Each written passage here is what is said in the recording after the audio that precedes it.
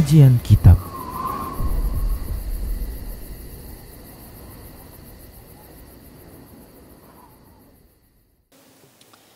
Bismillah, assalamualaikum warahmatullahi wabarakatuh.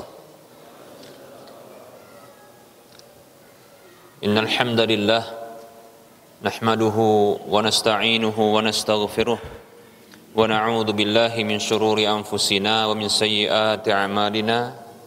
May yahdihillahu fala mudhillalah wa may yudlilhu fala hadiyalah. Wa asyhadu an la ilaha illallah wahdahu la syarika lah wa asyhadu anna Muhammadan abduhu wa rasuluhu sallallahu alaihi wasallam. Qala Allah tabaraka wa ta'ala, ya ayyuhalladzina amanu taqullaha haqqa tuqatih wa la tamutunna illa wa antum muslimun. Ya ayyuhan nasu taqu rabbakumul ladzi khalaqakum min nafsin wahidah wa khalaqa minha zawjaha wa bassa minhuma rijalan katsiran wa nisaa'a wattaqullaha alladzi tasaaluna bihi wal arham innallaha kana 'alaikum raqiba. Ya ayyuhalladzina amanu taqullaha wa qulu qawlan sadida yuslih lakum a'malakum wa yaghfir lakum dhunubakum wa may yuti'illaha wa rasulahu faqad faza fawzan 'azima amma ba'd. Fa inna asdaqal hadisi kitabullah wa khairal huda Rasulillah sallallahu alaihi wasallam wa syarral umuri muhdatsatuha wa kullu muhdatsatin bid'ah wa kullu bid'atin dhalalah wa kullu dhalalatin finnar. Alhamdulillah,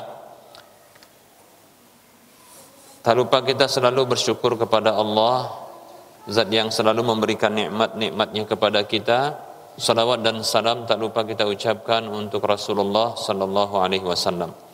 Kita lanjutkan bahasan fikih haji dan umrah. Masih membahas tentang hadiyu, hewan hadiyu. Baik para hamba Allah rahimani wa rahmakumullah,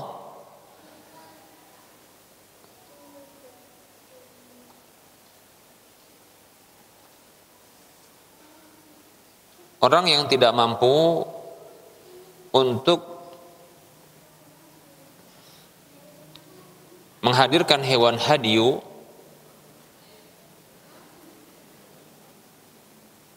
seperti contohnya adalah orang yang berhaji dengan model manasik haji qiran ataupun tamattu',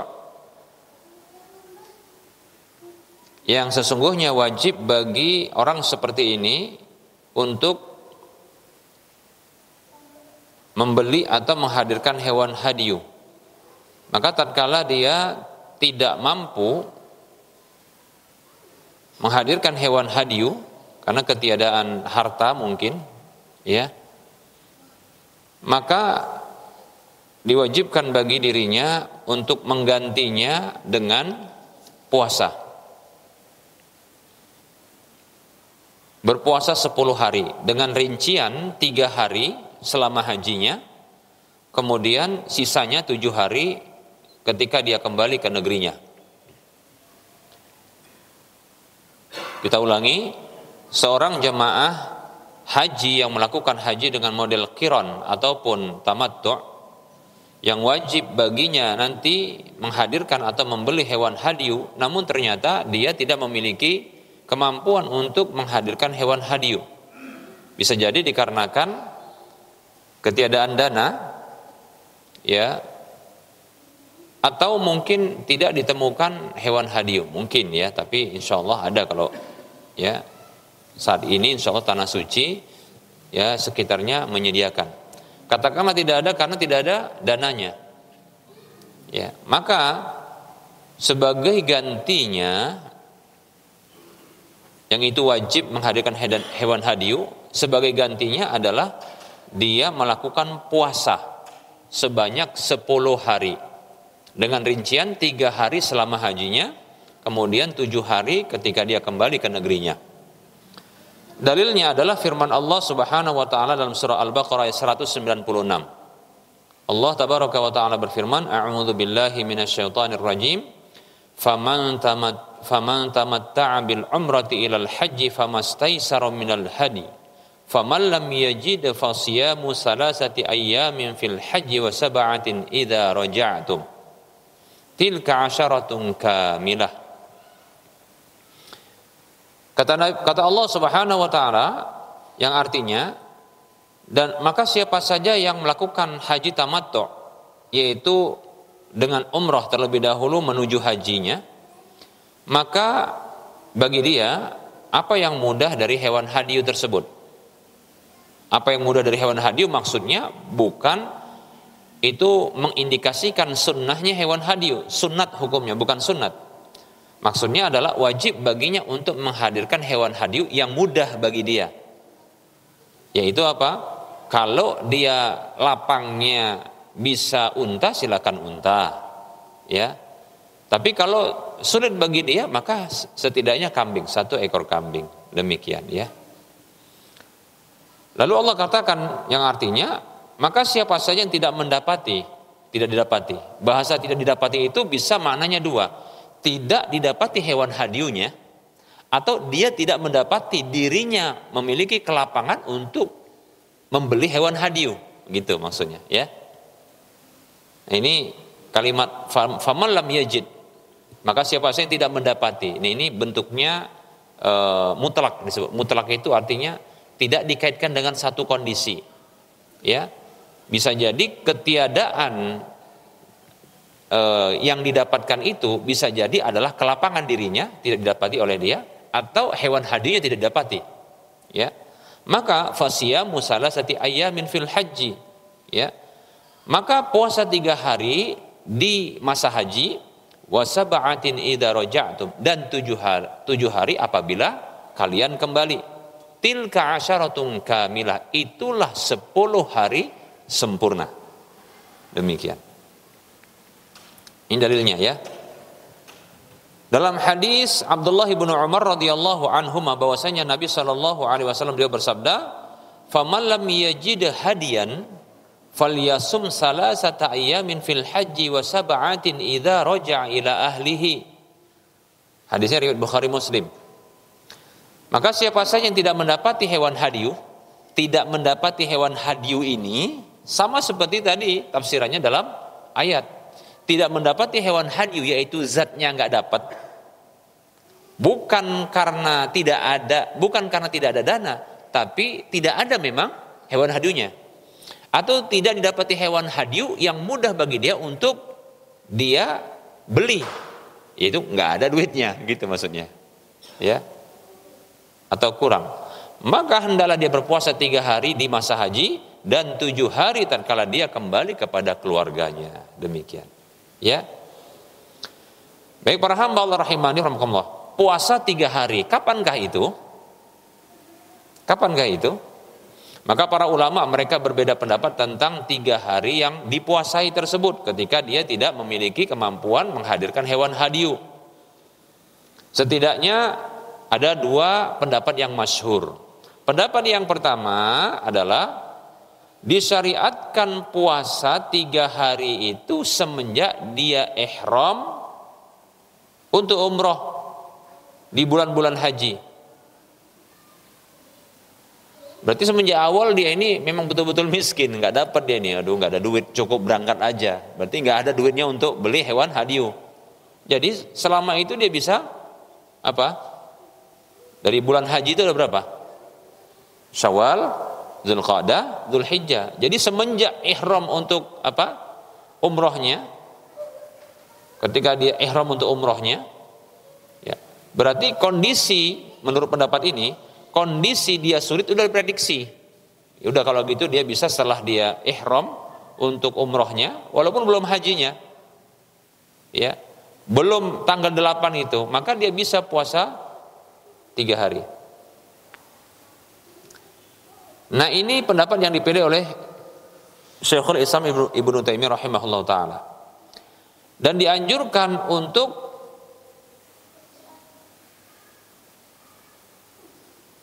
dia lakukan itu, ya,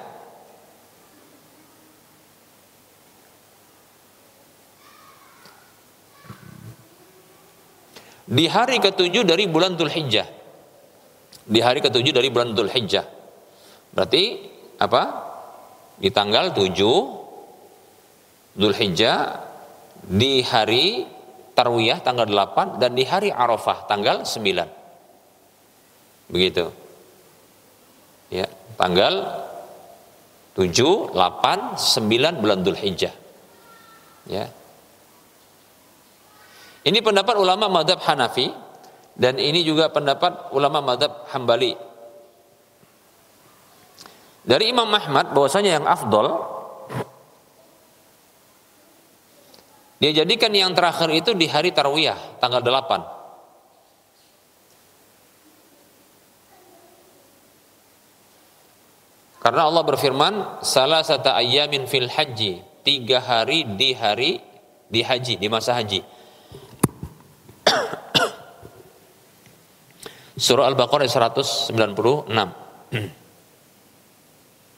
Ketika ada yang bertanya, sesungguhnya Allah Subhanahu wa taala berfirman, ya, 3 hari di masa haji. Maka dikatakan, iya benar. Wa qad qala an-nabiy sallallahu alaihi wasallam dakhalatil umratu fil haji. Ya, umrah itu sudah masuk ke dalam haji, demikian.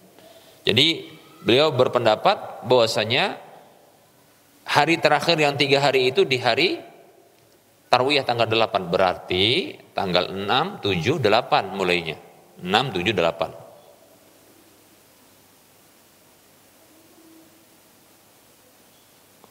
Kemudian pendapat yang kedua, tidak boleh puasa yang 3 hari itu kecuali setelah ihram untuk haji. Berarti ini pendapat ini dimulai dari tanggal 8. Ihram untuk haji itu dimulai tanggal 8 hari Tarwiyah. Ya. Nah, ini pendapatnya ulama mazhab Maliki, Syafi'i, ya. Dan ini pendapat yang diriwayatkan dari Ibnu Umar radhiyallahu anhuma. Ya.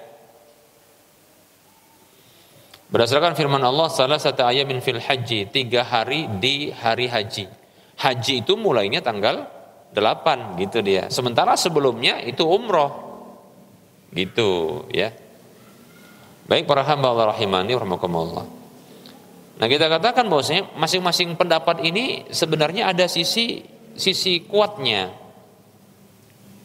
Ya. Sisi kuatnya. Kenapa? Karena pendapat pertama mereka mengatakan umroh yang dimasukkan ke dalam haji itu termasuk haji. Gitulah, paham ya? Umroh yang dimasukkan ke dalam haji itu termasuk haji. Kan Allah berfirman, salasati ayyamin fil haji, 3 hari di masa haji. Dan haji itu ketika seseorang dia melakukan umroh, haji tamattu itu umroh dulu baru haji. Nah, kalau seseorang itu masuk ke dalam umroh untuk haji tamattu, umroh dulu baru haji, maka ketika dia ihram untuk umroh, dia sudah dikatakan kondisi haji, tapi haji tamattu, gitu dia. Maka semenjak itulah dia boleh melakukan puasa 3 hari. Itu.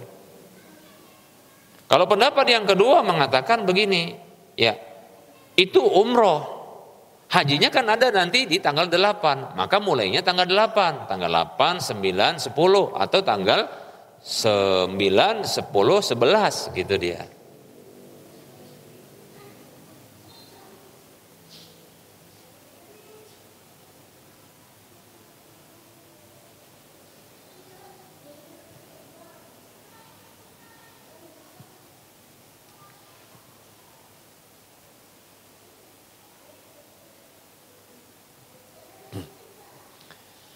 Baik para hamba Allah rahimani wa rahmakumullah.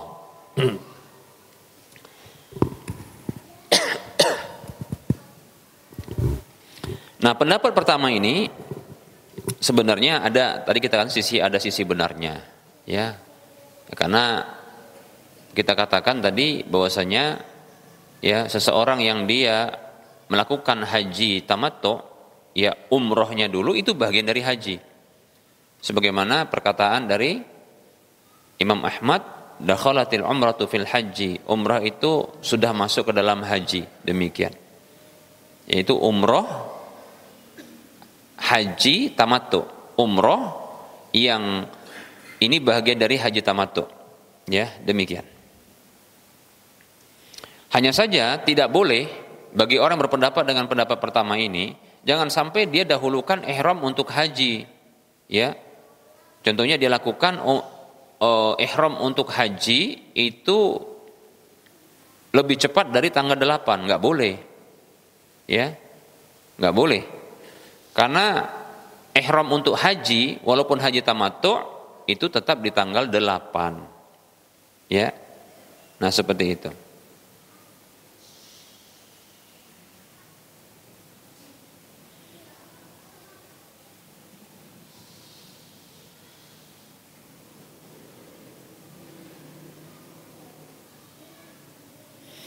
Kemudian yang kedua,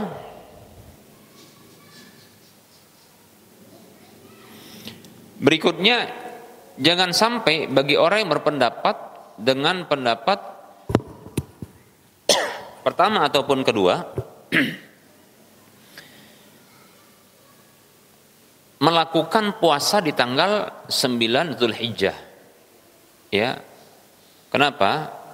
Karena ini menyalahi petunjuk Nabi Shallallahu Alaihi Wasallam. Karena Nabi Shallallahu Alaihi Wasallam itu tidak melakukan puasa di tanggal 9 Dzulhijjah ketika beliau melakukan haji. Jadi puasa Arafah itu hanya diberlakukan bagi orang yang tidak haji, demikian. Ya.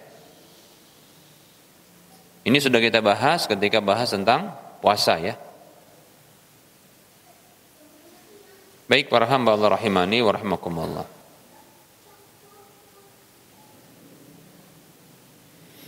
Nah, kalau mau dia lakukan puasa tanggal 6, tanggal 7, tanggal 8. Nah, seperti itu. Ya.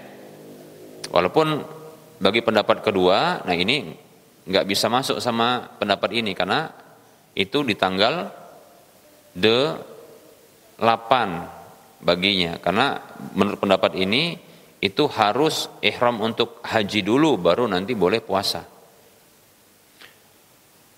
Baik para hamba Allah rahimani wa rahimakumullah. Nah, kemudian yang perlu disampaikan juga menurut pendapat pertama ataupun kedua, ya, itu tidak mengapa melakukan puasa di hari tasyrik. Di hari tasyrik. Berbeda dengan orang yang dia tidak haji. Maka hari-hari tasyrik itu, ya, sebaiknya dihindari untuk berpuasa. Ya. Adapun, ya, bagi orang yang melakukan jamaah melakukan haji dengan model qiran ataupun tamattu', ya, ketika tak mampu dia membeli hewan hadiyu karena kefakirannya, nggak ada dana, dan diwajibkan baginya untuk menggantinya dengan puasa 3 hari di masa hajinya plus dengan 7 hari ketika dia kembali, ya. Nah, 3 harinya ini dibolehkan untuk dilakukan di masa-masa hari tasyrik, demikian, ya. Nah, sebagaimana ini yang dipahami dari hadisnya Abdullah bin Umar dan Aisyah radhiyallahu anhum. Disebutkan, ya,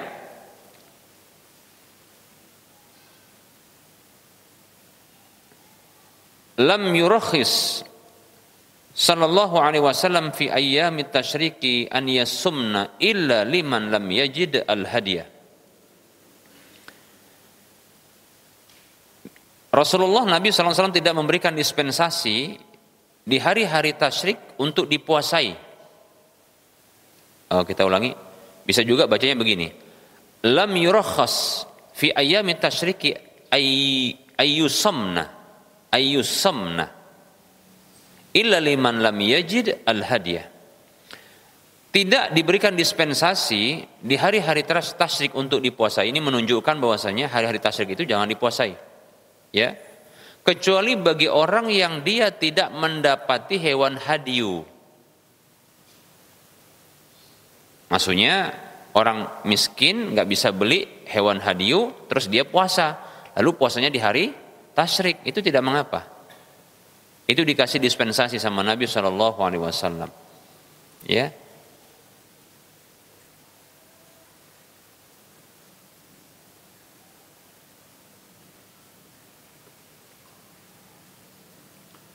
Ini hadis riwayat Bukhari, ya. Kemudian perlu diingat juga bahwasanya tidak boleh menunda puasa 3 hari ini dari hari tasyrik. Maksudnya jangan sampai ya lewat tanggal 13, dilakukan di tanggal 14, 15, 16, itu tidak boleh. Ya. Kenapa? Karena setelah hari tasyrik itu dia bukanlah hari-hari haji. Paham ya?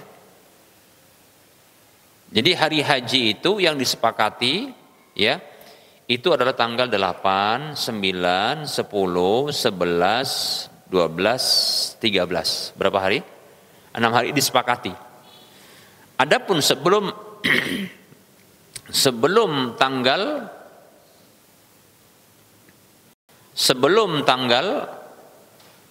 8, tanggal 7 dan sebelumnya ya, yang ketika dia mulai umroh, ini ada perbedaan pendapat ya. Adapun setelah tanggal 13, tanggal 14 itu sepakat bukanlah hari haji gitu. Sehingga jangan sampai puasa melebihi tanggal 13. Nah demikian. Jadi kalau mau puasa tanggal 8, 9, 10 aman ya. Setidaknya kalau contohnya nggak kepingin lah ya puasa di hari-hari tasyrik. Kenapa? Karena itu dilarang puasa, padahal sebenarnya karena dia adalah seorang jamaah haji dengan modal tamattu tapi miskin, nggak bisa beli hewan hadiu, nggak masalah bagi dia sebenarnya untuk puasa ya, karena dispensasi bagi dia ya, berdasarkan hadis dari Abdullah bin Umar dan Aisyah radhiyallahu anhuma. Ya, tapi kalau mau dia pilih, udahlah ngambil tanggal 8, 9, 10, nggak apa-apa. Ya.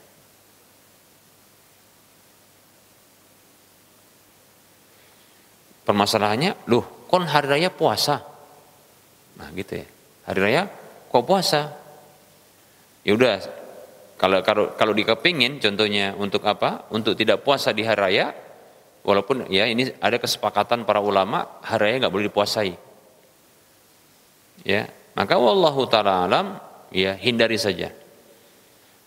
Sebenarnya pendapat yang pertama, ya tadi kita katakan pendapat yang pertama ini ada sisi benarnya. Ya, monggo dia puasa untuk sebelum ya tanggal 8 itu, nggak masalah. Yang penting dia haji, dia umroh, yang niatnya adalah tadi umrohnya itu bahagian dari haji tamattu'nya, maka setelah itu dia kalau mau puasa nggak masalah, ya. Wallahu ta'ala alam. Dan perlu diketahui bahwasanya, ya, puasa yang 3 hari ini tidaklah mesti berurutan. Tidaklah mesti berurutan, kecuali kalau tidak berpuasa, kecuali memulainya di tanggal 1 dari hari tasyrik. Karena sisanya cuma 3, maka harus berurutan, paham ya? Tapi kalau dia sebelumnya, kayaknya capek kali nanti, karena ada perjalanan, contohnya di tanggal di tanggal 8 tuh capek banget, contohnya ya, tanggal 8 tuh keluar nanti menuju Mina, nanti Mina ke Arafah, Mina ke Arafah, Arafah nanti ke Muzdalifah, balik ke Mina, capek banget itu, ya. Tanggal 8, tanggal 9, tanggal 10 capek, ya. Maka silakan kalau mau ngambil pendapat yang pertama, ya. Dicicil-cicil pun nggak masalah, ya. Dengan berkelang-kelang. Wallahu taala alam.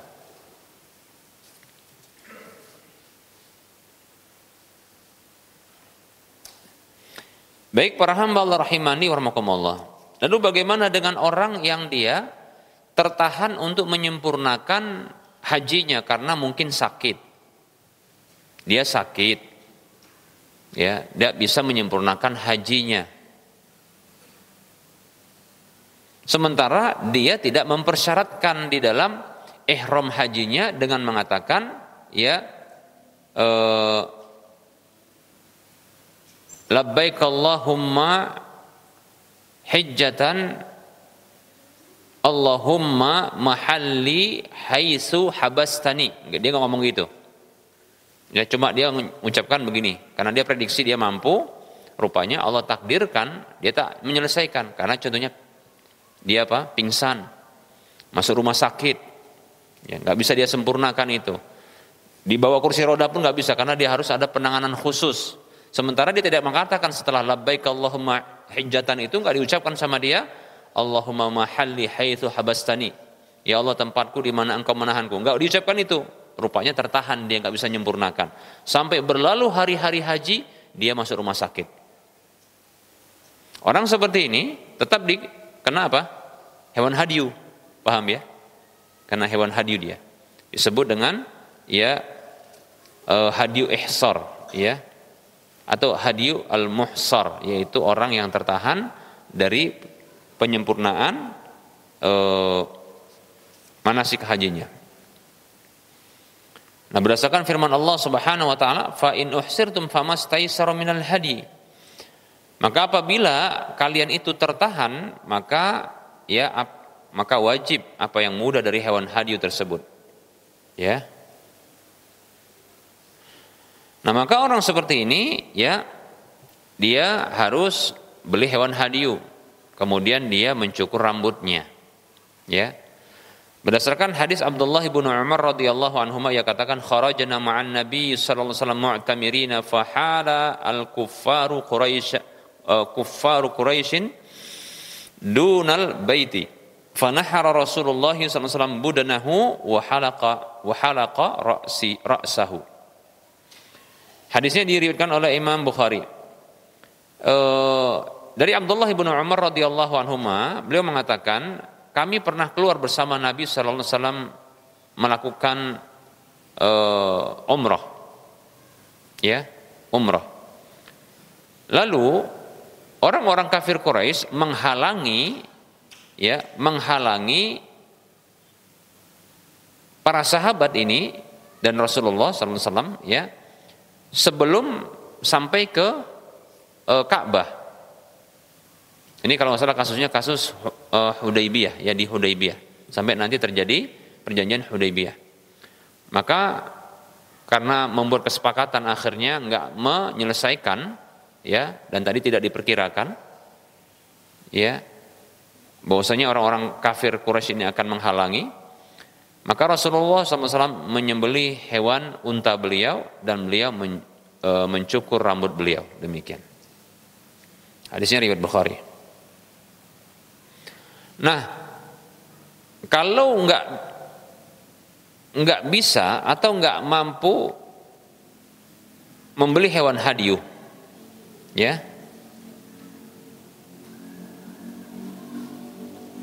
nggak ada hewan hadyu atau nggak ada duit untuk beli hewan hadyu bagi orang yang nggak bisa menyempurnakan, ya, apa tadi, hajinya karena tertahan.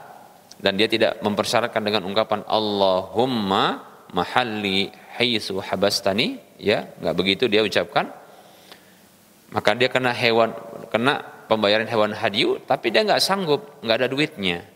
Maka para ulama mereka berbeda pendapat yang kuat, wallahu ta'ala alam, dia cukup tahallul dengan mencukur rambut, ya, dan tidak ada kewajiban bagi dia untuk puasa atau yang lainnya.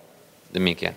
Nah, kalau dikiaskan dengan, ya, hewan hadyu tamattu, ya, maka yang di sini, ya, hal seperti ini kias ma'al fariq. Kias ma'al fariq, ya. Ya, kias ma'al fariq.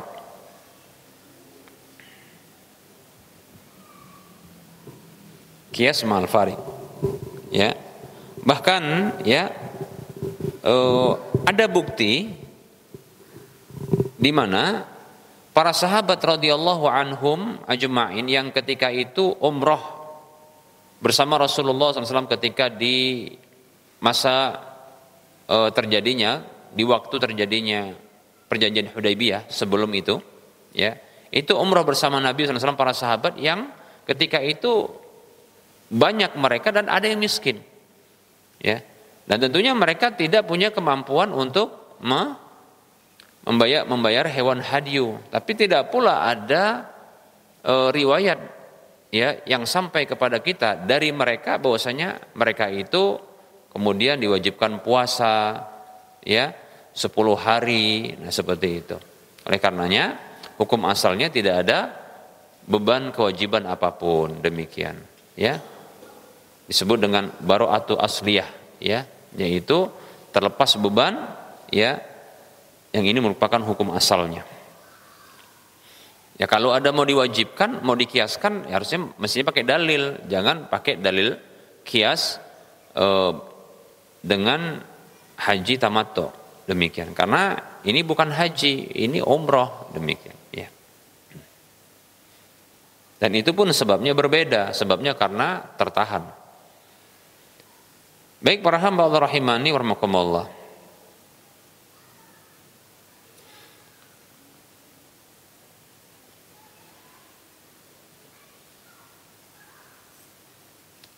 Baik, nah kemudian bukti yang berikutnya, ya, yang menguatkan bahwasanya tidak ada kewajiban untuk berpuasa ketika tidak mampu bagi orang yang tertahan untuk menyempurnakan haji atau umrohnya, dan dia tidak mempersyaratkan dengan ungkapan ketika dia ihram, Allahumma mahalli haitsu habastani. Ketika tak mampu dia, yang itu merupakan kewajiban untuk menghadirkan hewan hadyu, dan pendapat yang kuat tidak ada kewajiban puasa bagi dia. Hal yang menguatkan hal ini adalah bahwasanya hukum terkait dengan haji tamattu yang kemudian nanti ada kewajiban untuk membayar hewan hadyu, ya, dengan tertahan untuk menyempurnakan, ya, manasik haji atau umrohnya, dan dia tidak mengucapkan pensyaratan, itu terletak di satu ayat yang sama. Namun, ya, ada penyebutan, ya, hewan hadyu, ada penyebutan hewan hadyu yang nanti di situ ada kewajiban untuk berpuasa bagi haji tamattu, ya. Namun ternyata untuk kasus tertahannya penyempurnaan, ya, pelaksanaan haji ataupun umroh, ya, itu enggak disebutkan. Malah berbicara tentang hukum yang lain lagi, yaitu wala tahliqu ru'usakum, begitu ungkapannya. Ya, jangan kalian cukur rambut-rambut kalian. Ini menunjukkan bahwasanya bagi orang yang tertahan ketika dia diwajibkan untuk membayar hewan hadyu yang dia tidak mempersyaratkan dengan ungkapan Allahumma mahalli haitsu habastani, sementara dia tidak memiliki kemampuan untuk menghadirkan hewan hadyu, maka tidak ada kewajiban bagi dia untuk berpuasa, gitu, ya, ataupun yang lainnya, ya. Makanya disebut dengan qiyas ma'al farik atau qiyas mukhalif, qiyas, ya, dengan qiyas batil, ya. Jadi bisa dikatakan qiyas batil, yaitu qiyas yang menyalahi dalil, demikian. Wallahu ta'ala alam. Ya. Bahkan kita katakan bukan hanya kias batil, yaitu kias yang menyalahi dalil, bahkan kias ma'al farik juga, yaitu kias yang ada perbedaan. Karena tamattu sama, ya, tertahan itu dua hal yang berbeda, ya.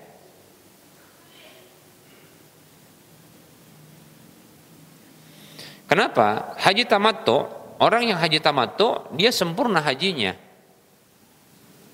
Sempurna hajinya. Namun dia dibebankan untuk membayar hewan hadyu. Tapi kalau orang yang tertahan dari pelaksanaan penyelesaian manasik baik haji ataupun umroh, itu dia nggak menyelesaikan hewan hadyu. Karena inilah dia kena apa? Kena apa? Kena pembayaran hewan hadyu dengan syarat tadi dia tidak mengucapkan Allahumma mahalli haitsu habastani. Kalau dia ucapkan itu nggak kena dia, paham ya? Makanya terkadang penting juga itu apa namanya? Ketika nanti haji ataupun umroh daripada kena denda gitu ya, itu ucapkan apa? Ketika labbaik Allahumma umratan, ketika ihram, atau labbaik Allahumma hijjatan, itu sampai ucapkan ketika itu Allahumma mahalli haitsu habastani. Nah, gitu dia. Supaya kalau nanti tiba-tiba ada kasus di mana nggak bisa diselesaikan, itu nggak kena denda.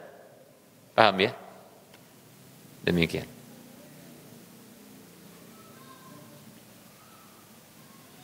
Padahal masalah ucapan aja ya. Ucapan disebutkan atau tidak disebutkan, malah nanti kena, kalau nggak disebutkan kena denda, ya kalau disebutkan aman, nggak kena. Nah begitu ya. Baik para hamba Allah rahimani wa rahimakumullah. Ya.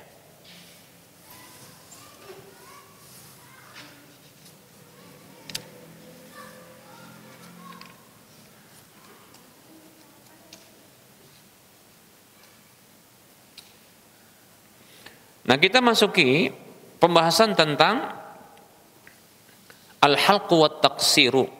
Al-halqu wat taqsiru. Al-halqu artinya mencukur. Taksir artinya memendekkan rambut. Ya. Ini sebenarnya tindakan ini merupakan salah satu, kalau dia dalam umroh, satu-satunya menjadikan seorang yang ihram untuk umroh dia jadi tahallul nih, ya, memotong rambut. Kalau habis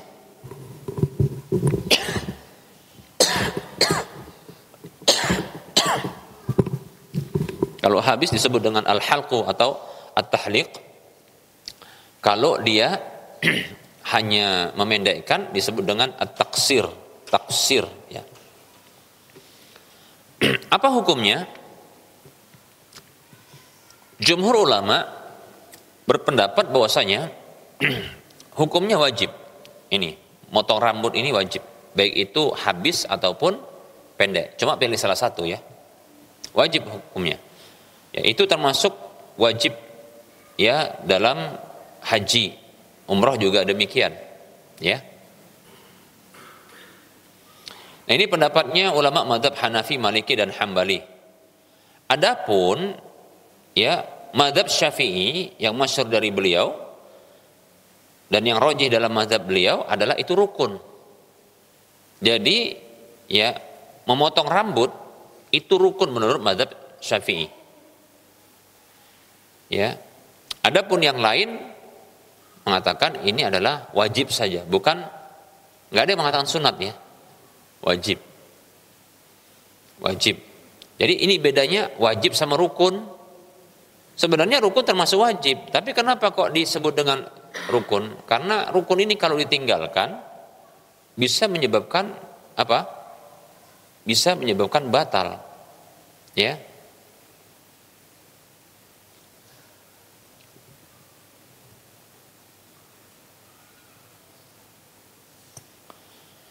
Baik para hamba Allah rahimani wa rahimakumullah. Apa yang menjadi mereka berbeda pendapat? Ya, yang menjadikan perbedaan pendapat itu dikarenakan tidak ada dalil tentang masalah tersebut. Ini wajib ataukah ya rukun? Cuma disebutkan di dalam dalil ya adanya ya memotong rambut, baik itu dengan model habis, cukur habis disebut dengan al-halqu, atau dengan memendekkan disebut dengan at-taqsir. Nah, itu berdasarkan ya dalil Al-Qur'an, hadis dan ijma' bahkan. Nah, ini berdasarkan firman Allah Subhanahu wa taala, ini dasar ijma'nya ya. Yaitu firman Allah Subhanahu wa taala dalam surah Al-Fath ayat 27, Allah katakan a'udzu billahi minasyaitonir rajim. laqad sadaqallahu rasulahu ar-ru'ya bil haqqi latadkhulunnal masjidal harama insyaallahu aminina muhalliqina ru'usakum wa muqassirin la takhafun. Allah berfirman yang artinya, dan sungguh Allah membenarkan ya Rasulnya terhadap mimpi ya yang membawa kebenaran, bahwasanya kalian benar-benar akan masuk ke Masjidil Haram itu insya Allah dalam kondisi aman ya, dan dalam kondisi mencukur rambut-rambut kalian itu habis, dan memendekkan rambut kalian. Kalian tidak takut ya kepada siapapun kecuali Allah ya.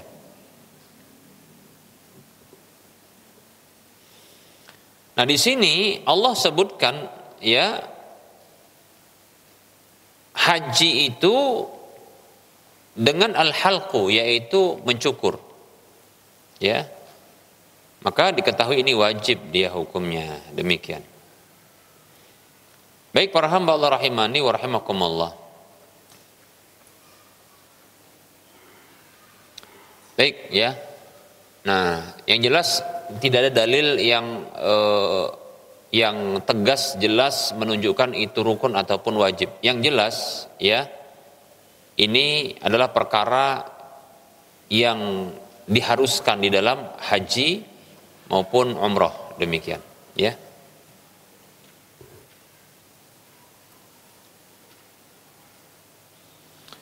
Manakah yang lebih afdol? Apakah mencukur habis ataukah memendekkan?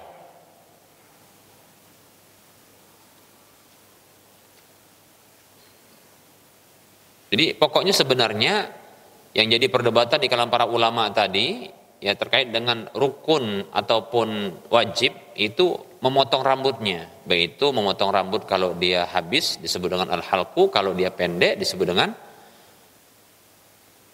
at-taqsir ya. Nah, cuma nggak mungkin dua-dua dilakukan ya.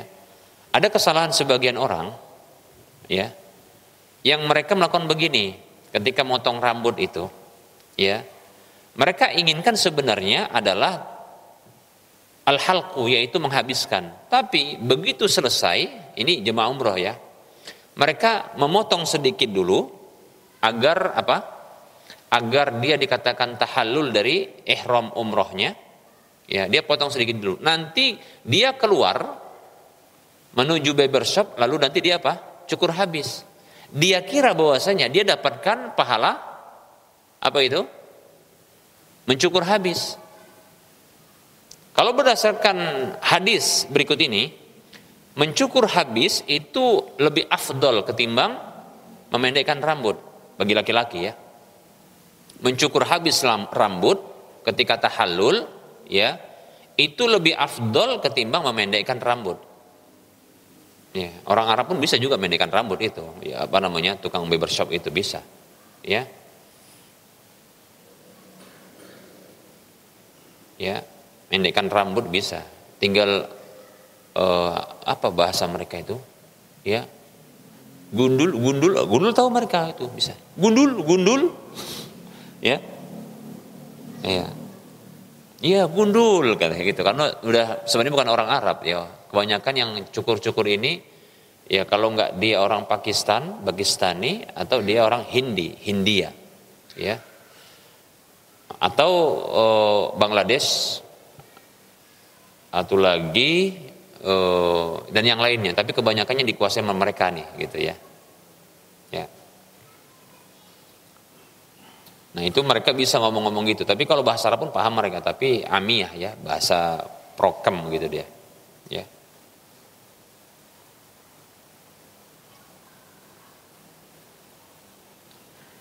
Nah kalau ada juga yang dia apa namanya tinggal 2 jari ya, 2 jari kayak gini, bisa disebut ya 2 jari, masih sisanya segini, bisa dia tahu, dia digini kan itu, tahu dia. Maka dipilihnya nanti yang agak apa berjarak, nah begitu dia. Ya. Baik. 10 real atau 15 real. Kalau dia gabung-gabung 10 real satu orang. Kalau sendirian 15 real. Nah itu, rupanya paham juga mereka. Kalau dia sendirian lebih besar. Kalau borongan lebih banyak. Jadi kalau belinya banyak itu lebih murah. Memang betul gitu. Makanya ya jangan sendiri-sendiri kalau mau pangkas. Lumayan itu 15 real sama 10 real. Berapa selisihnya? 5 real kali 4. Kali 4.000 berapa? Berapa? 20.000, selisihnya 20.000 ya. Ya. Jadi 10 real kali 4 40.000. Jadi padahal cukur habis itu hitungannya nggak sampai 5 menit mereka. Makanya berdarah-darah itu. Ya. Kalau antum mau nanti kalau antum ini apa namanya? Mau cukur habis itu, hitunglah antum. Pakai tangan. Ya, pakai tangan atau pakai menit. Ya. Gitu sudah mulai udah dibasahin seluruhnya, sudah. Nah, mulai dia cerut gitu itulah hitung. Hitungannya kalau enggak 2 menit 3 menit. Cepat, seret. Habis itu darah gitu. Apalagi yang bergelombang kepalanya gitu ya. Jarang yang aman. Ya. Kecuali kalau kepalanya agak bagus sedikit ya. Itu aman. Ya. Baik para hamba Allah rahimani rahimakumullah. Jadi cukur habis itu lebih afdol. Berdasarkan hadis berikut ini dari Abdullah bin Umar radhiyallahu anhuma, anna Nabiy sallallahu alaihi wasallam qala, bahwa Nabi sallallahu alaihi wasallam bersabda, Allahumma arham al-muhalliqin. Ya Allah, rahmatilah orang-orang yang mencukur habis kepalanya. Ya, qalu, para sahabat mengatakan, wal muqassirin ya Rasulullah, dan apakah juga orang yang memendekkan rambut wahai Rasulullah? Qala, Rasulullah ulangi lagi, Allahumma arham al-muhalliqin, ya Allah rahmatilah orang-orang yang mencukur habis kepala mereka. Qalu, para sahabat nanya lagi, wal muqassirin ya Rasulullah, orang-orang yang memendekkan rambutnya wahai Rasulullah? Qala, Rasulullah ucapkan lagi, Allahumma arham al-muhalliqin, ya Allah rahmatilah orang-orang yang mencukur habis rambut mereka. Qalu al-muqassirin ya Rasulullah, ya. Mereka para sahabat mengatakan, dan juga orang-orang yang memendekkan rambut wahai Rasulullah. Qala, kali yang keempat baru wal muqassirin, dan juga orang-orang yang memendekkan rambut. Dari sini para ulama menyebut, ini hadisnya diriwayatkan oleh Imam Bukhari dan Muslim. Mereka menyatakan berdasarkan hadis ini, ketika Rasulullah mendoakan untuk orang yang mencukur habis rambutnya dengan 3 kali, dan sekali untuk orang yang memendekkan rambut, menunjukkan bahwasanya mencukur habis rambut lebih afdol, paham ya, ketimbang yang memendekkan rambut. Tapi tetap sah, tahallul terjadi, ya, dikit aja, cet, nah gitu dia. Nah ini kadang sebagian orang ini salah, ya, ini saya sering kasih tahu, ya. Ini yang diinginkan apa? Yang diinginkan sebenarnya mau mencukur habis atau memendekkan rambut. Kata mereka mau memendekkan, mau mencukur habis. Cuma supaya cepat dipendekkan dulu. Maka saya katakan, kalau begitu itu hukumnya memendekkan jatuhnya. Anda kalau begitu melakukan taksir, bukan tahlik. Nah, gitu dia. Karena itu yang lebih dahulu Anda lakukan. Paham ya? Nah, mereka gini, kan langsung begitu selesai dari selesai dari sa'i, kan dia tahallul dengan cara memotong. Maka saya katakan tidak mesti itu mualah, yaitu berkelanjutan langsung begitu selesai sa'i langsung cukur, nggak mesti, atau potong nggak mesti. Itu menunggu waktu juga boleh. Nah kadang mereka itu ngambil pinjem gunting, itu digunting sedikit aja untuk katanya syarat saja supaya dia menjadi tahallul, nanti dia lakukan apa-apa gitu. Nah, kita katakan, loh kok kayak gini ya, kita katakan padahal yang diinginkan nanti habis itu dia gundul ya, sebenarnya tidak perlu dipotong pendek. Kenapa? Karena ditunda nanti pun masih bisa. Yang penting jangan lakukan pembatal larangan-larangan ihram, karena dalam kondisi sampai dia walaupun sudah selesai sa'i tapi belum tahallul dengan memotong rambut, itu masih dalam kondisi ihram. Gitu dia, paham ya? Nah ini yang butuh diluruskan dari sebagian orang. Nggak mesti langsung dia. Nah, kalau mau ya langsung ke barbershop. Begitu dia sa'i, langsung ke barbershop, potong habis. Nah kadang sebagian kawan-kawan juga pintar, ke barbershop mahal. Kalau sendirian tadi berapa? 15 real. Kalau dia rame-rame 10 real. 10 real 40 ribu juga kurang lebih. Kan gitu. Mending katanya apa? Bawa ketam sendiri. Ketam. Ketam, ya, ketam. Itu ketam kayu ya, bukan. Ketam namanya. Apa itu?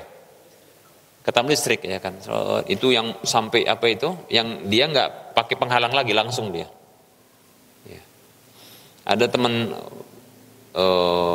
termasuk TL lah, tour leader dia. Itu kebetulan bawa. Minta tolong aja langsung lah, daripada ke apa namanya? Ke barbershop ya kan. Ayo ke hotel, langsung masuk kamar mandi, cocok lu nggak hemat 40 ribu ya kan, 10 real atau ya, paling enggak kalau sendirian 15 real kan gitu ya. Jadi potong-potongan lah. Baik, nah ini dia ya.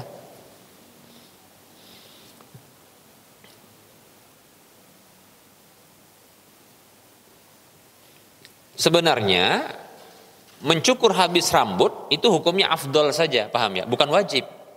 Bukan wajib. Cuma pilih salah satu tadi ya, gitu.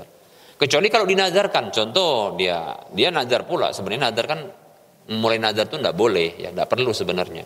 Katakanlah dia nazar saking dia kepingin kali dia gundul dia di tanah suci gitu kan, dia bilang nanti aku umroh katanya, ya aku nazar katakan begitu. Ini bukan anak ya. Kalau nanti aku umroh, aku bernazar kalau tahallulnya dengan mencukur habis. Jadi wajib lah dia kalau begitu. Ya, tapi contoh ya, bukan anak itu bukan. Itu contoh saja. Kalau gitu jadi wajib. Nggak boleh dia melakukan apa? Taksir. Kalau dia pendekkan harus dihabiskan. Nah, gitu dia. Untuk merealisasikan apanya?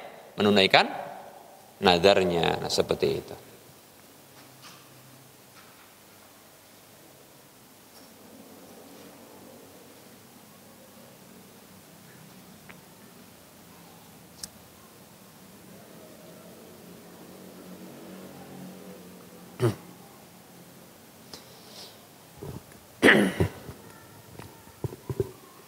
Makanya sayang sekali sebenarnya kalau ada orang dia umroh atau umroh katakan ya, haji atau umroh, dia rambutnya masih seperti mirip dengan sebelum dia berangkat, masih panjang gitu ya. Oh ini momen ngambil yang afdol ya, habiskan aja gitu ya, habiskan ya, bukan mau ngasih tanda ini umroh loh gitu ya, enggak juga ya. Cuma ini kan afdol gitu, dia dapat rahmat, didoakan sama Nabi kerahmatan itu. Nah kadang sebagian orang cuma ngambil dikit depannya potong ceret gitu ya. Padahal sebenarnya taksir itu begini. Taksir itu memendekkan rambut, disatukan semua rambutnya, digabungkan, setelah itu apa? Dipotong minimal kadarnya adalah satu ruas jari. Gitu. Begitulah cara wanita itu melakukan tahallul. Demikian. Ya. Wanita kalau tahallul bukan dia dengan gundul. Gundul gawat lah. Suaminya pun hantu katanya. Ya, maksudnya tuyul. Katanya pas lebat hantu kuntilanak, gundul tuyul, gawat ini. Bagus ku cari lagi istri katanya. Serba salah ya. Baik para hamba Allah rahimani wa rahmakumullah. Ada hadis yang diriwayatkan oleh dari Ibnu Abbas radhiyallahu anhuma yang mengatakan qala lana Rasulullah sallallahu alaihi wasallam. Rasulullah sallallahu alaihi wasallam bersabda kepada kami, laisa 'alan nisa'i halqun. Tidak ada bagi wanita itu halqun, mencukur habis rambut. Bahkan bisa jadi ini enggak boleh ya, karena ini mengganggu keindahan dia. Ya. Kalau suaminya marah bisa haram kan gitu kan. Tidak ada kewajiban bagi wanita itu mencukur habis rambutnya. Innama 'alan nisa'i taksiru. Sesungguhnya bagi wanita itu hanyalah taksir, memendekkan rambut. Caranya gimana? Ya, yaitu dengan disatukan semua rambutnya, sudah. Kemudian nanti ujungnya disatukan, dipotong, minimalnya adalah seruas jari. Jadi panjangnya segini kira-kira, seruas jari segini ya, atau lebih nggak apa-apa, atau kurang ya, tapi disatukan rambutnya, demikian. Baik para hamba Allah rahimani, bahkan ini ada sebagian ulama yang mengatakan ini ijma, tidak boleh untuk melakukan ya gundul bagi wanita, yang boleh hanyalah memendekkan rambut, demikian.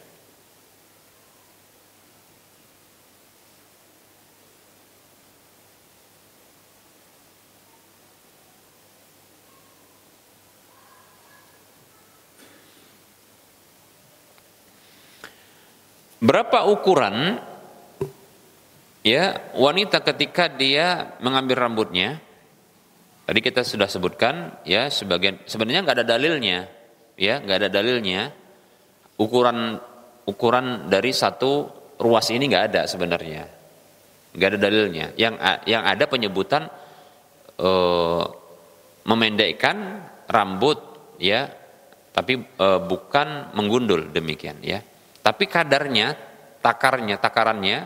kadarnya itu tidak ada dalilnya. Sebagian ulama mengatakan ya itu seukuran ruas jari ya, dari setiap kepangan. Jadi kalau wanita itu membuat kepangan di rambutnya, masing-masing kepangan itu nanti dia dipotong satu ruas jari. Jadi contohnya di sini kepang kanan kiri, belakang ya, atas belakang, nah itu masing-masing dia satu ruas jari. Nah seperti itu. Ini pendapatnya Abdullah bin Umar, Imam Syafi'i dan Imam Ahmad serta Abu Thawr. Sebahagian yang lain ya mengatakan, sebagian ulama yang lain cukup dia mengambil kanan kirinya saja, yang lain nggak perlu. Jadi kanan kiri dipotong, nah begitu ya, sedikit saja nggak masalah. Kemudian ya sebagian yang lain mengatakan ya untuk wanita yang gadis ya, perempuan yang masih gadis ya, kalau mau dia tahallul nggak usah banyak-banyak ya. Kenapa? Mengurangi keindahannya ya. Adapun kalau yang sudah tua ya, maka dia boleh untuk mengambil dari rambutnya tersebut, tapi tidak boleh melebihi dari seperempat dari rambutnya. Maksudnya dari sisa dari rambut yang ada jangan sampai melebihi dari seperempat ukuran rambut dia. Wallahu a'lam. Yang jelas sebenarnya memendekkan rambut itu boleh saja ya, berapa saja insyaallah ya. Yang penting jangan sampai menyerupai laki-laki, gundul gitu tidak boleh. Apalagi sampai cepak gitu ya. Ya. Wallahu ta'ala alam. Kita cukupkan untuk penyampaian materi, insyaallah kita lanjutkan pada pertemuan yang akan datang terkait dengan waktu memotong rambut ya untuk tahallul ini, insyaallah pada pertemuan yang akan datang. Dan insyaallah kita akan coba selesaikan pembahasan ini sampai awal pembahasan umroh. Untuk umroh insyaallah nanti kita bahas setelah Ramadan ya, insyaallah kalau panjang umur ya. Jadi kita akan bahas ya, ini pembahasan haji sampai tuntas, baru nanti masuk pembahasan umroh ya. Sebelum Ramadan kita bahas haji sampai tuntas.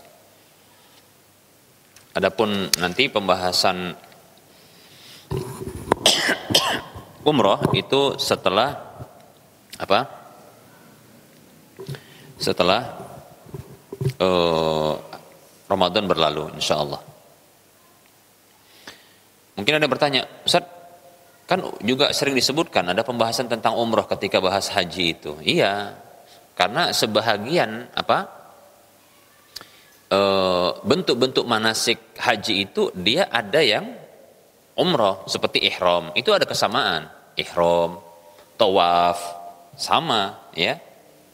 kemudian mencukur rambut, ya, memotong rambut untuk tahallulnya, ini ada kesamaan. Yang nggak ada itu adalah ke Musdalifah, wukuf, itu jelas beda kan gitu ya. Demikian. Jadi ketika kita kadang bahas ya sebahagian dari bentuk manasik haji itu, kadang kita nyentuh pembahasan umroh, paham ya? Karena itu juga ada dilakukan dalam umroh. Tapi nanti ketika bahas umroh, insya Allah ini khususnya umroh saja, paham ya? Insya Allah begitu. Wallahu ta'ala alam. Baik, silakan bagi yang mau bertanya. Ya. Di luar tema. Silakan. Poligami katanya. Ini live ini loh. Gimana Pak? Nazar.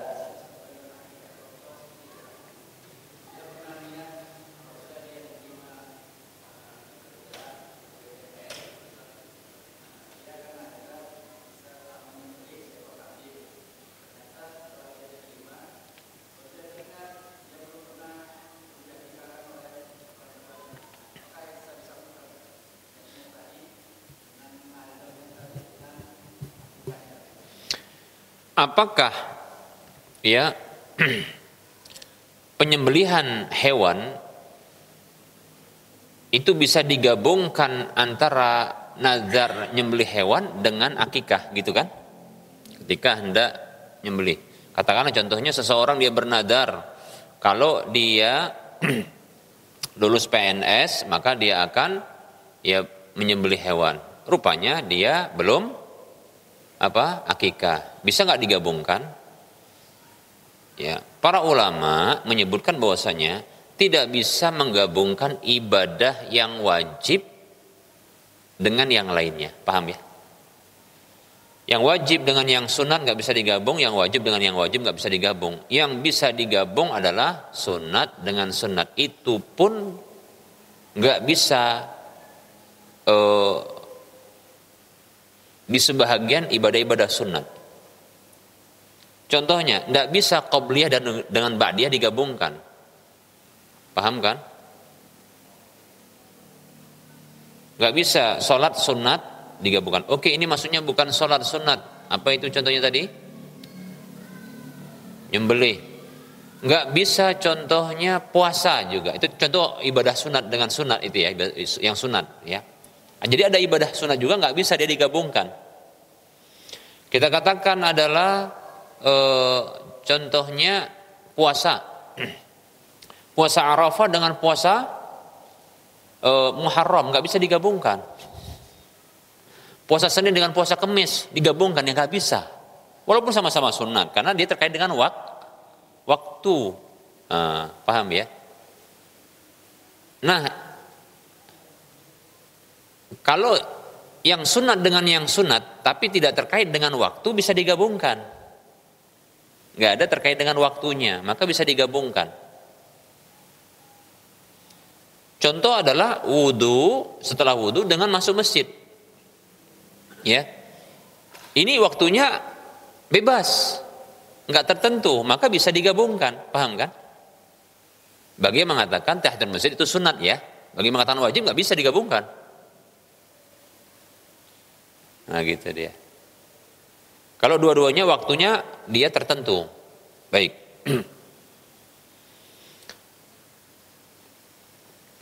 Jadi kalau salah satunya tertentu tapi yang lainnya tidak tertentu, maka itu bisa. Yang tidak tertentu bisa dimasukkan kepada yang tertentu. Contohnya apa? Contohnya adalah qobliyah dari salat fardu digabungkan dengan wudu, bisa. Karena wudu itu bebas waktunya. Salat sunat mau wudu kapan gitu kan? Nah, itu bisa digabungkan. Walaupun qobliyah ini tertentu dia. Kan gitu ya, bisa. Yang penting kalau yang sunat dengan yang sunat, yang bisa digabungkan itu sunat dengan sunat, tapi itu pun tidak semua. Kalau wajib dengan wajib nggak bisa digabungkan. Wah, enak banget lah kalau wajib dengan wajib digabungkan. Duhur dengan asar digabungkan. Salat 4 rakaat niatnya zuhur sama asar. Wah, enak banget itu. Apalagi dia katakan aku salat zuhur sekali untuk setahun. Itu malah gawat itu. Ya. Atau dia katakan aku salat zuhur kemudian sekaligus asar. Bukan dikerjakan zuhur 4 rakaat, asar 4 rakaat. Tapi apa? Zuhur dan asar 4 rakaat satu saja. Nah, itu tidak bisa. Atau contohnya yang wajib dengan yang sunat gitu. Nggak bisa. Yang wajib dengan yang sunat itu nggak bisa. Contohnya adalah sholat zuhur kemudian digabungkan dengan sholat qobliyah dengan ba'diyah. Nggak bisa. Pas pula zuhur itu apa? 4 rakaat. Qobliyah zuhur ada 4 rakaat. Ba'diyah zuhur ada 4 rakaat. Dia niatkan sholat zuhur itu ba'diyah, qobliyah plus dengan zuhurnya. Gak bisa. Paham ya? Gak bisa. Wajib dengan yang sunat gak bisa digabungkan. Yang sunat dengan yang wajib dengan yang wajib gak bisa digabungkan. Paham ya? Kemudian yang sunat dengan yang sunat itu gak bisa digabungkan apabila ya sunat dengan yang sunat itu masing-masing memiliki waktu yang khusus. Maka gak bisa digabungkan. Dalam sholat contohnya, tadi apa? Qobliyah dengan ba'diyah, nggak bisa digabungkan, paham ya? Kemudian apa lagi? Kalau puasa apa tadi? Arafah dengan Muharram, nggak bisa digabungkan, paham ya?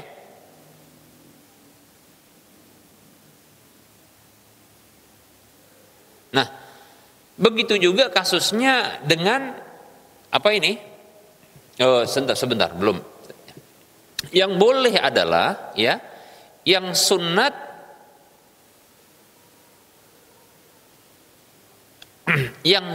salah satu sunatnya itu adalah dia tidak tertentu waktunya. Walaupun salah satu nanti sunat yang lain dia punya waktu tertentu. Yang penting satunya itu tidak tertentu. Baik, itu kalau yang sunat dengan sunat. Nah, ini nazar menyembelih dengan apa? Dengan akikah. Nazar itu wajib tidak? Sepakat para ulama nazar itu wajib. Man nazara an yuti Allah falyuti'hu, hadis Muslim. Kata Nabi SAW, siapa sih yang bernazar untuk melakukan ketaatan kepada Allah, maka taati Allah. Wajib itu. Sepakat para ulama wajib. Akikah para ulama berbeda pendapat. Ada yang mengatakan wajib, ada yang malah sunat. Kalaupun dia mengatakan sunat nggak boleh digabungkan, paham ya? Apalagi ini wajib. Kalau bagi mengatakan wajib, ya. Nah gitu. Karena satunya sudah wajib itu ya. Nadarnya tadi, maka tidak bisa digabungkan. Wallahu ta'ala a'lam. Yang potensi bisa digabungkan contohnya adalah apa? Akikah dengan kurban. Bagi yang mengatakan dua-duanya sunnat. Akikah dengan kurban. Ketika waktunya bertemu. Contoh, bagi mengatakan sunat ya.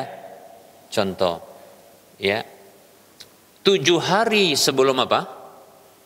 Sebelum 7 hari sebelum Lebaran Idul Adha lahir anaknya. Gitu dia.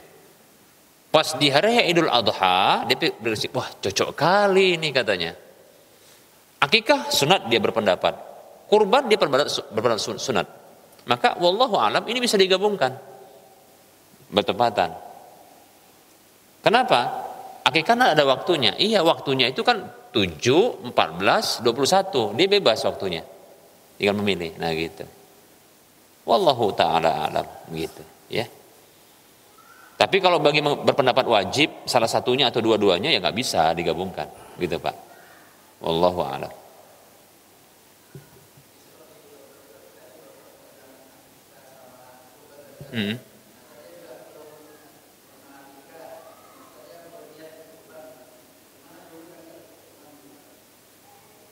Nggak gabung ini ya, nggak gabung ya. Waktunya nggak gabung.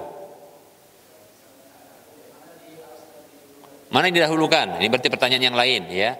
Kalau dia belum akikah sementara dia dekat kurban. Nah, bagaimana apa yang dia harus lakukan, maka ini tergantung kepada pendapat dia. Mana yang wajib bagi dia dulu?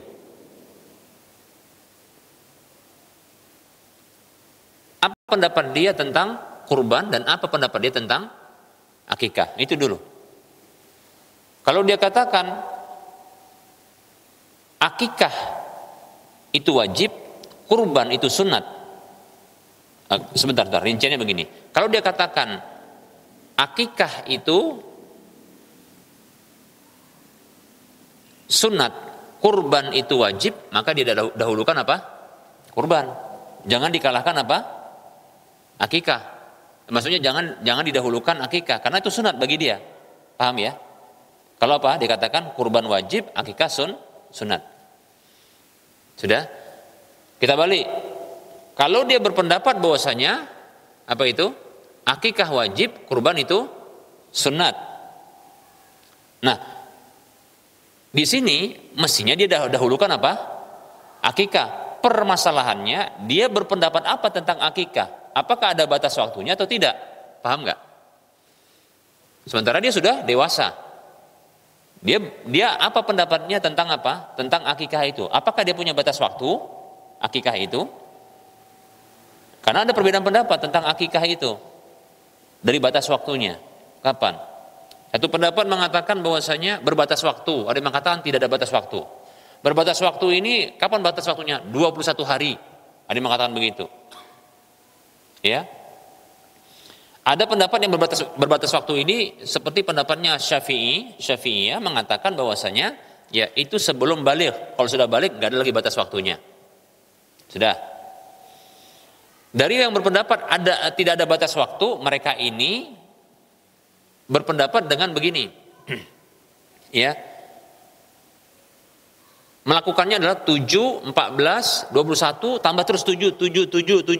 Walaupun nanti dia katakan sampai besar, sampai apa? Sampai tua begitu. Dia belum punya kemampuan, maka tetap dia kelipatannya 7. Nah, gitu dia. Paham ya? Ada yang begitu. Ada yang berpendapat bahwasanya bebas. Nah, gitu. Karena dia berpendapat ada yang menghasankan hadis Rasulullah pernah mengakikahi dirinya setelah beliau diutus. Nah, gitu. Tapi anak condong hadis ini dhaif. Nah, begitu. Itu jadi seperti itu. Nah, kalau ini jadi memang agak berat, kok jadi ribet Ustaz ya? Ya memang ribet begitu. Nah, sekarang makanya kalau tanya Ustaz, antum pendapatnya apa? Oh, kalau gitu jadi lain lagi jadinya, kan gitu ya. Ini ana mau kasih edukasi. Bukan mau terasi, edukasi. Saya edukasi ini. Ya. Kasih edukasi. Jadi begitu dia. Kalau bagi orang berpendapat akikah wajib, kemudian apa lagi? Kurban wajib. Maka kembali juga kepada dia. Tadi itu. Ya. Katakanlah tadi kan akikah wajib, kurban sunat. Yang diharuskan, maka dia harus mendahulukan apa? Yang wajib, yaitu apa? Akikah. Permasalahannya dia terbentur kepada waktunya. Karena kan sudah dewasa dia. Kalau dia berpendapat itu berbatas waktu, selesai, nggak ada lagi. Paham kan? Udah habis waktunya, gitu, paham ya? Kalau begitu, ya dia tinggal milih nanti apa yang kurban, kan gitu ya? Atau diarahkan itu untuk akikah cucunya atau anaknya yang lain, nah, begitu dia. Tapi kalau dia berpendapat nggak ada batas waktu dan itu masih wajib, berarti dia lakukan, nah gitu dia, dahulukan itu, gitu maksudnya Pak. Nah, kemudian kalau dia berpendapat bahwasanya akikah wajib dan kurban wajib, nah di sini juga seperti tadi untuk akikahnya. Dia berpendapat apa? Kalau kurban wajib, akikah wajib. Mana yang didahulukan kalau dua-duanya wajib? Nah, di sini dia. Kita lihat dulu, dia akikah berpendapat apa? Kalau dia berpendapat ada batas waktunya, selesai. Maka beralih kepada kurban. Tapi kalau dikatakan dia nggak ada batas waktunya, nggak ada batas waktu, berpendapat nggak ada batas waktu akikah itu, maka di sini dia dahulukan akikah. Kenapa? Karena akikah itu waktunya sempit. Maksudnya dia nggak berulang untuk dirinya. Sementara kurban bisa berulang setiap tahun, paham ya? Maka didahulukan yang sempit yang satu ini, paham ya? Nah gitu dia. Nah gitu cara memahaminya. Kalau antum bingung, selamat bingung lah ya, memang gitu. Kalau ana ditanya, pendapat antum gimana Ustaz? Ana condong, dua-duanya itu sunnat. Kurban itu sunnat, tidak wajib, ya. Kemudian akikah itu sunnat, tidak wajib. Nah gitu. Cuma sangat ditekankan kedua-duanya ini bagi yang mampu, paham ya? Pun untuk akikah itu berbatas waktu 21 hari. Itu pendapat ana kalau ditanya. Jadi mana yang didahulukan? Ya kalau kita sudah dewasa begini, orang tua, itu kewajiban orang tua, bukan kewajiban kita. Paham ya? Kewajiban orang tua mengakikahi anak. Makanya berlalu masa ini karena mereka tak mampu, ya sudah, bukan jadi beban kita, paham nggak? Gitu. Itu pendapat saya. Dan ada memang dalil yang memalingkan kepada kepada hukum sunat, bukan wajib. Ya. Nanti akan kita bahas insyaallah taala, kalau nggak salah di sini juga dia bahasan tentang apa?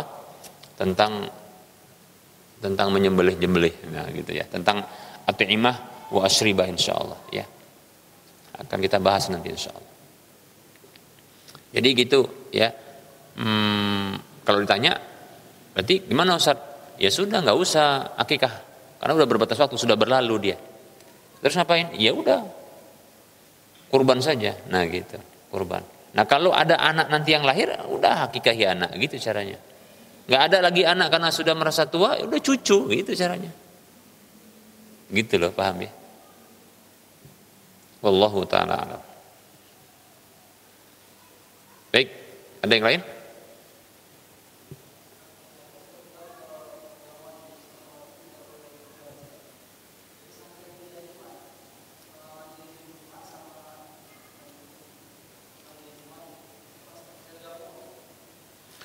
Mandi Jumat dengan apa itu? Mandi junub. Apakah bisa digabung dia? Maka wallahu taala alam, karena ini sebabnya, karena ini ada dalil ya, masalah ini ada dalilnya. Maka dia boleh, menurut pendapat yang kuat, bisa. Sebenarnya bukan digabung kewajiban dua ini, karena apa? Karena sebabnya dia berbeda, tapi bisa dengan sekali tindakan mengangkat hadas, ya, yaitu hadis Abu Rafi radhiyallahu anhu. Tatkala Abu Rafi melihat Rasulullah SAW zata lailatin, tawafan Nabiyyu SAW ala nisa'i zata lailatin. Satu malam Rasulullah itu menggilir istri-istri beliau, ya. Wa yaghtasilu 'inda hadza wa yaghtasilu 'inda hadhihi wa 'inda hadhi. Beliau mandi di sini, mandi di situ. Dilihat begitu, Abu Rafi mengatakan, ala taj'aluhu wahidan, tidakkah Anda jadikan mandi cuma sekali saja? Apa kata Rasulullah? Hadza atyabu wa atharu wa sebentar. Hadza atharu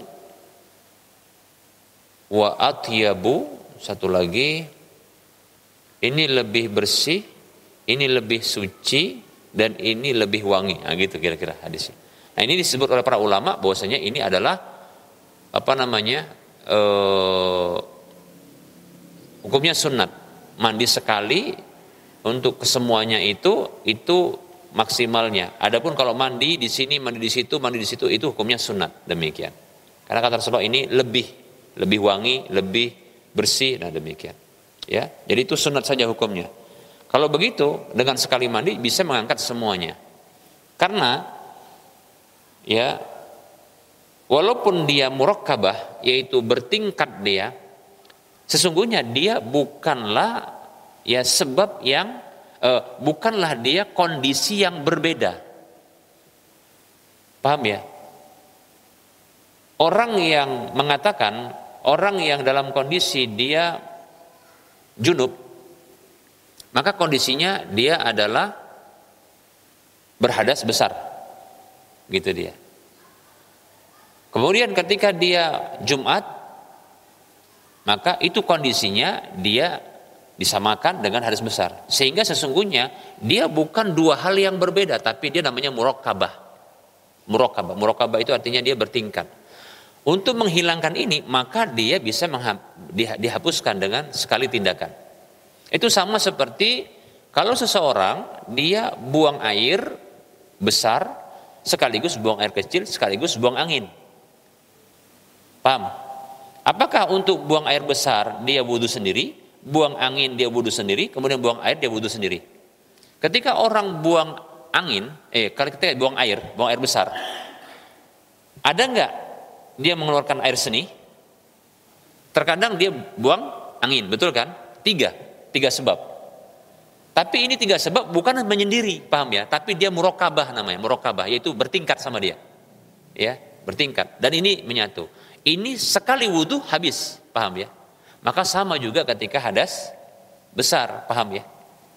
Nah gitu dia. Maka dia mandi. Itu bagi yang mengatakan bahwasanya mandi Jumat itu wajib, paham ya?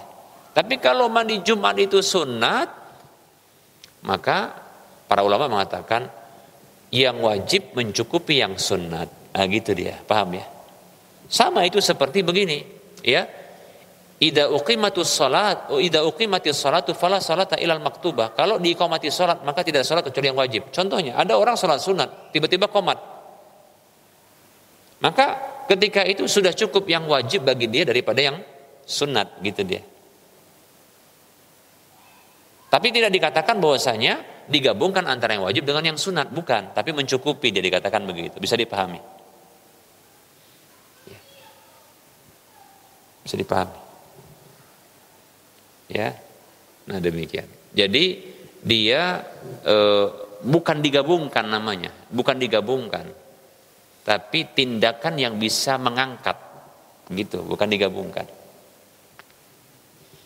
Walaupun ada ulama yang mengatakan bahwasanya dia harus meniatkan untuk mandi Jumat. Kalau dikatakan wajib ya, untuk mandi Jumat, kemudian mandi untuk mengangkat hadas besar, dia niatkan itu bersamaan. Gitu. Dalam sekali mandi itu diniatkan sekalian. Ada sebagian ulama yang begitu. Yang digabungkan cuma niatnya doang. Wallahu ta'ala alam.